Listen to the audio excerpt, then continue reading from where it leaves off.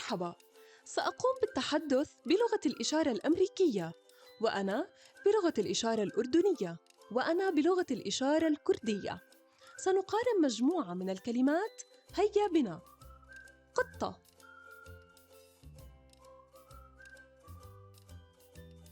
كرسي،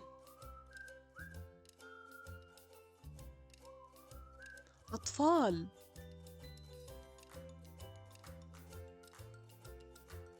جبنة،